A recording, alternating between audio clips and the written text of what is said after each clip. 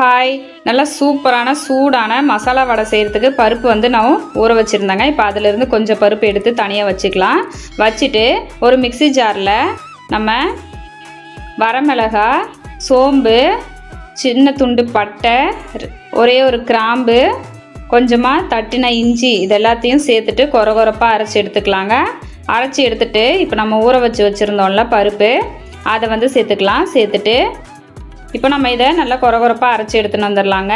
அரைச்சி எடுத்துன்னு வந்து ஒரு அகலமான பாத்திரத்துக்கு மாற்றிக்கலாம். மாற்றிட்டு வெங்காயம், கருவேப்பிலை, பச்சை மிளகாய் இது எல்லாத்தையும் பொடியாக கட் பண்ணி சேர்த்துக்கலாங்க. சேர்த்துட்டு கூடவே தேவையான அளவு உப்பும் சேர்த்துக்கலாம்.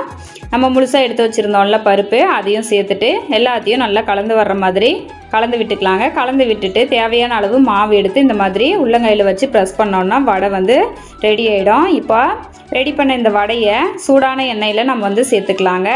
சேர்த்துட்டு ஒரு பக்கம் வெந்ததுக்கு அப்புறமா இன்னொரு பக்கம் வந்து திருப்பி விட்டுக்கலாம். நல்லா சுட சுட மசாலா வடை ஈவினிங் நம்ம டீ குடிக்கிற டைமில் செஞ்சு சாப்பிட்டு பாருங்கள். அந்த டீயோக்கு நம்ம இந்த மசாலா வடை சேர்த்து சாப்பிடும்போது அவ்வளோ சூப்பராக இருக்கும். மறக்காமல் நம்ம சேனலை லைக் பண்ணி சப்ஸ்கிரைப் பண்ணிக்கோங்க.